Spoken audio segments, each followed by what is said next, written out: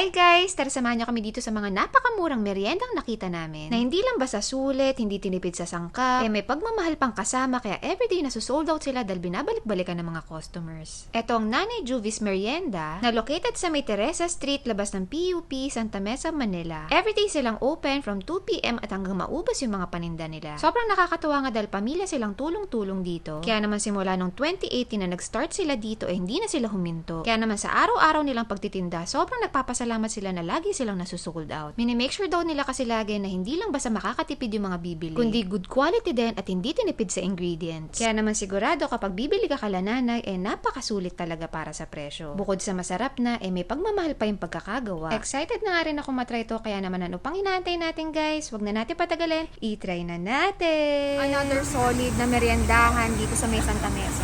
35 pesos lang. Tingnan nyo naman kung gaano kadami yung serving. At yung cheese. Hindi rin tinipid kasi may mga laman. May giniling, may hotdog. Tapos, bukod sa may cheese sauce ng hinalo, meron pang ginadgad na cheese. Try natin.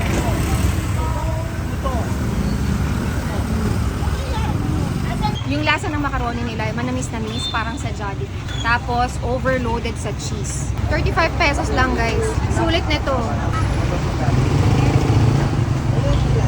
Bukod sa maraming hotdog at gulay, may kasama pang manok.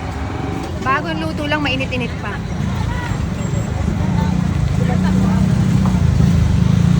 Malasa, milky.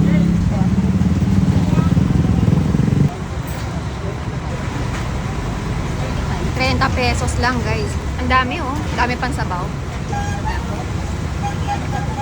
25 pesos lang. Tingnan nyo naman. Kung gaano kadami, kung gaano kalapot, at dami ng gatas. Yan.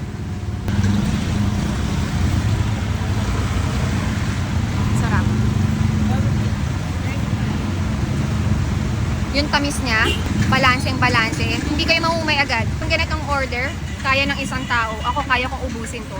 Champuradong pangkali na pangmasa. Pero masarap.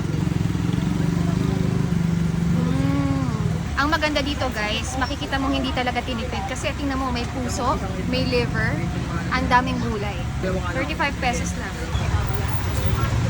Hi! Chaser natin si ano. Yan, sama ko na.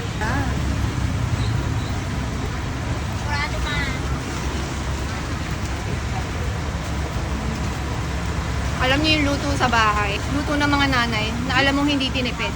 Hindi tinipid sa sangkap. Lutong may pagmamahal. May puso pa. Kamusta yung lasa? Ma-pepper, masarap. May konting kick ng anghang, ano? Para sa mga sobrang nagtitipid pero gustong mabusog, 10 pesos lang tong biko nila with latik. Para sa mga nagtitipid, pang estudyante, di ba?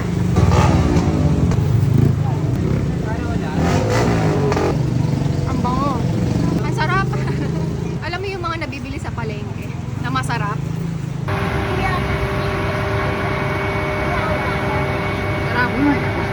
10 pesos lang.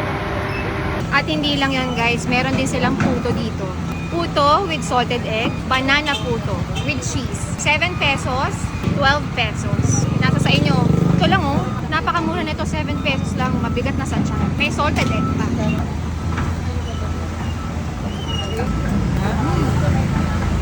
Siksik. Kaya pag nakaubos ka na to, para sa 7 pesos, busog ka na. Maganda lang yung pagkabalanse ng tamis tsaka alat. Pero yung mismong puto, kahit walang salted egg, masarap na yung timpla. So, try naman natin tong banana puto nila with cheese. Yung lasa niya, alam niyo yung parang mga ino-order niyo sa sikat na restaurant or yung mga nabibili sa mall. Masarap to ah. Tapos 12 pesos lang. May mga bubu pang banana. Kung ako, papipiliin, mas banana puto ako. Something new. Pero parehas silang masarap. So, comment down below nga guys kung kayo team banana puto or team salted egg puto.